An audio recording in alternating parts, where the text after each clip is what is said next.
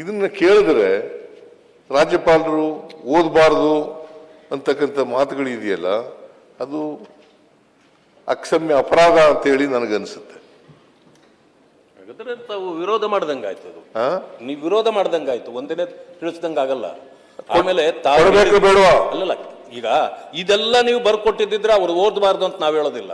ಇದೆಲ್ಲ ಬರ್ಕೊಟ್ಟಿಲ್ಲ. ಆಗಿದ್ದೇನಂದ್ರೆ 11 ಪ್ಯಾರಾಗಳಲ್ಲಿ ಇರ್ತಕ್ಕಂಥದ್ದು ಇದನ್ನು ಒಮಿಟ್ ಮಾಡಿ ನಾನು ಓದ್ತೀನಿ ಅಂದ್ರು. ಅದಾಗಿಲ್ಲ. ಈಗ 23-24 ಯೋಜನೆಗಳಿಗೆ ತಾವು ಕೂಡ ಕೊಟ್ಟಿರೋದು 50%. ತಾವು ಕೂಡ ಕೊಟ್ಟಿರೋದು 50%. ಅವ್ರು ಹೇಳಿರೋದು ಯಾವ ವಿಷಯನ ಕೇಂದ್ರ ಮಾನ್ಯ ಮುಖ್ಯಮಂತ್ರಿಗಳು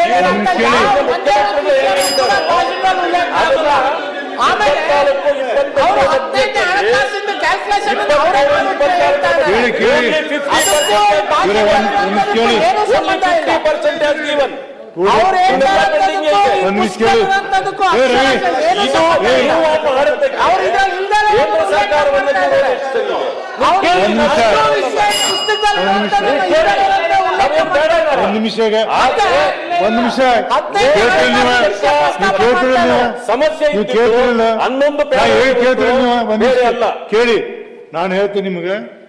ಮುಖ್ಯಮಂತ್ರಿ ಭಾಷಣ ಮಾಡಂತಿರೋ ಬೇಡ ಅಂತಿರೋ ನಾನು ಬರ್ಕೊಂಡಿನಿ.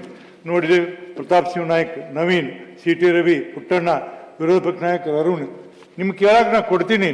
ಆಮೇಲೆ ನೀವು ಇದನ್ನ ಮಾಡಿ. ಆಯ್ತು ಕೇಶವ್, ಕುತ್ಕೊಳ್ಳಿ. ಈಗ ನಡು ಯಾರು ಹೇಳ್ಬೇಡಿ, ನಾನು ಅಲೋ ಮಾಡೋದಿಲ್ಲ. ನಡು ಯಾರು ಹೇಳ್ಬೇಡಿ, ಅಲೋ ಮಾಡಂಗಿಲ್ಲ. ಅಲೋ ಮಾಡಿದ್ರೆ ಕರ್ತಕೋಂಗಿಲ್ಲ.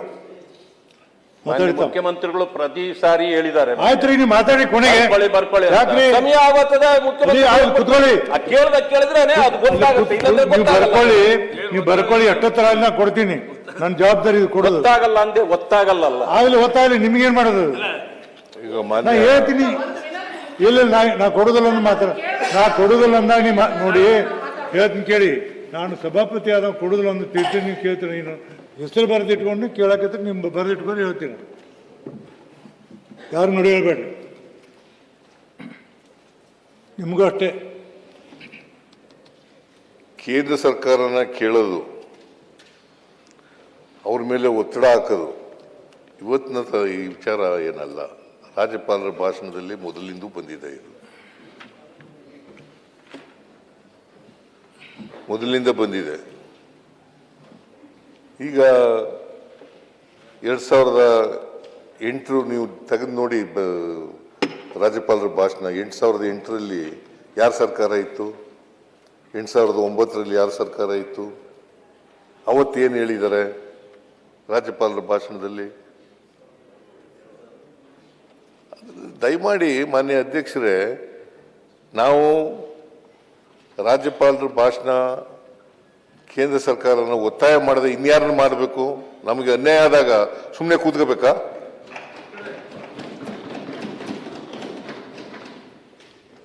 ಸುಮ್ಮನೆ ಕೂತ್ಕೊಳ್ಳೋಕ್ಕಾಗಲ್ಲ. We have to safeguard the interest of the Karnataka. You have to safeguard the interest of the people of Karnataka. See, this is not correct. ನೀವು ಏನು ಕ್ಲಾರಿಫಿಕೇಶನ್ ಕೇಳಬೇಕು ಅದನ್ನು ಬರ್ಕೊಂಡು ಕೇಳಿ. ನಾನು ಭಾಷಣ ಮಾಡಿದ ಮೇಲೆ ಬರ್ಕೊಂಡು ಕೇಳಬಾರ್ದು ಅಂತ ಏನಿಲ್ಲ, ಕೇಳಿ. ಬಟ್ ಮಧ್ಯೆ ಎದ್ದು ನಿಂತ್ಕೊಳ್ಳೋದು, ಮಾತಾಡೋದು ಇವೆಲ್ಲ ಸರಿಯಾದಂಥ ಕ್ರಮ ಅಲ್ಲ ಅಲ್ವಾ? ನೋಡಿ, 2008ರಲ್ಲಿ ರಾಜ್ಯಪಾಲರ ಭಾಷಣ ಇದೆ. ರಾಷ್ಟ್ರೀಯ ಹೆದ್ದಾರಿಗಳನ್ನು ತ್ವರಿತವಾಗಿ ಅಭಿವೃದ್ಧಿಪಡಿಸಲು ಕೇಂದ್ರ ಸರ್ಕಾರದ ಮೇಲೆ ಒತ್ತಡ ತರಲಾಗುವುದು ಎಂದು ಸ್ಪಷ್ಟವಾಗಿ ಹೇಳಲಾಗಿತ್ತು.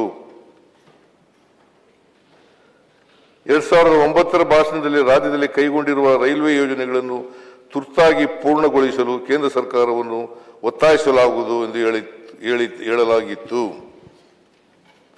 ಭಾರತದ ಸಂವಿಧಾನದ 371ನೇ ಅನುಚ್ಛೇದಕ್ಕೆ ತಿದ್ದುಪಡಿ ತಂದು ಈ ಪ್ರದೇಶದ ಸಮಗ್ರ ಅಭಿವೃದ್ಧಿಗೆ ಶಾಸನಬದ್ಧ ಚಾಲನೆ ನೀಡಲು ಕೇಂದ್ರ ಸರ್ಕಾರವನ್ನು ನಾವು ಒತ್ತಾಯಿಸುತ್ತಿದ್ದೇವೆ. 8-9ರಲ್ಲಿ ಹೇಳಿರ್ತಕ್ಕಂಥದ್ದು ಇದು. 371ನೇ ಅನುಚ್ಛೇದಕ್ಕೆ ತಿದ್ದುಪಡಿ ತರಲು ಒತ್ತಾಯಿಸೋಣ ಎಂದು ಹೇಳಲಾಗಿತ್ತು. ಈ ರೀತಿಯ ಹಲವು ವಿಚಾರಗಳನ್ನು ಅಂದಿನ ರಾಜ್ಯಪಾಲರು ಓದಿದ್ದರು. ನೋಡಿ ಮಾನ್ಯ ಅಧ್ಯಕ್ಷರೇ, ನಾವು ಸಂವಿಧಾನಬದ್ಧವಾಗಿ ಯಾಕೆ ಇದ್ದೀವಿ ಅಂತ ಒಂದು ಮಾತನ್ನ ನಿಮ್ಗೆ ಹೇಳಲಿಕ್ಕೆ ಬಯಸ್ತೇನೆ. 2012 ಇರಬೇಕು ಅಂತ ಅನಿಸುತ್ತೆ. 2012 ಅಂದಿನ ರಾಜ್ಯಪಾಲರಾದಂಥ ಭಾರದ್ವಾಜ್ ಅವರು ಕೇಂದ್ರ ಸರ್ಕಾರಕ್ಕೆ ಮನಮೋಹನ್ ಸಿಂಗ್ ಅವರ ಸರ್ಕಾರ ಇತ್ತು.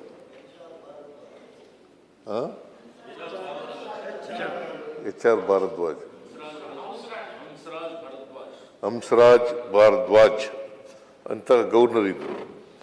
ಆಗ ಇವರು ಶಿಫಾರಸು ಮಾಡ್ತಾರೆ, ಯಡಿಯೂರಪ್ಪನವ್ರ ಸರ್ಕಾರನ ವಜಾ ಮಾಡಿ ರಾಷ್ಟ್ರಪತಿ ಆಳ್ವಿಕೆ ಬರಬೇಕು ಅಂತ ಹೇಳ್ತಾರೆ. ಮನಮೋಹನ್ ಸಿಂಗ್ ಅವರು ತಿರಸ್ಕಾರ ಮಾಡ್ತಾರೆ ಅದನ್ನು, ಅಲ್ವಾ? ತಿರಸ್ಕಾರ ಮಾಡ್ತಾರೆ. ನಾನು ಯಾಕೆ ಹೇಳ್ತಾ ಇದ್ದೀನಿ ಅಂದರೆ, ನಾವು ಒಂದು ಪಕ್ಷವಾಗಿ ಸಂವಿಧಾನಕ್ಕೆ ಬದ್ಧವಾಗಿ ಕೆಲಸ ಮಾಡಬೇಕು ಅಂತಕ್ಕಂಥ ಕಾರಣಕ್ಕೋಸ್ಕರವಾಗಿ ಇದನ್ನು ಹೇಳ್ತಾ ಇದ್ದೀನಿ. ಅದರಿಂದ ಆರ್ಟಿಕಲ್ 176ನಲ್ಲಿ ನಾವು ಏನೇನು ಹೇಳ್ತೀವಿ, ಈಗ ಗವರ್ನರ್ಸ್ ಅಡ್ರೆಸ್ ಅಂದ್ರೇನು? ಹಿನ್ನೋಟ, ಮುನ್ನೋಟ. ಒಂದು ಸರ್ಕಾರದ ಹಿನ್ನೋಟ, ಮುನ್ನೋಟ, ಪಾಲಿಸಿ ಡಿಸಿಷನ್ಸ್ಗಳೇನು ಅಂತ ಹೇಳಬೇಕು ಅಂತ ಹೇಳುವಾಗ ಸರ್ಕಾರದ ಸಾಧನೆಗಳಲ್ಲಿ ಹೇಳಲೇಬೇಕಲ್ಲ. ಮುಂದೆ ನಾವೇನು ಮಾಡ್ತೀವಿ ಅಂತ ಹೇಳಬೇಕಲ್ಲ. ಮತ್ತೆ ನಮ್ಗೆ ಆಗಿರ್ತಕ್ಕಂಥ ಅನ್ಯಾಯಗಳನ್ನು ಪ್ರಸ್ತಾಪ ಮಾಡಲೇಬೇಕಲ್ಲ. ಮನ್ರೇಗಾ ಇದು ಬಡವರಿಗೆ, ಕಾರ್ಮಿಕರಿಗೆ ಕೆಲಸ ಕೊಡ್ತಕ್ಕಂಥ ಮಹಿಳೆಯರಿಗೆ, ವಿಶೇಷವಾಗಿ ಮಹಿಳೆಯರಿಗೆ ಸುಮಾರು 53% ಮಹಿಳೆಯರಿದ್ರು. 53% ಮಹಿಳೆಯರು, 28% ದಲಿತರು,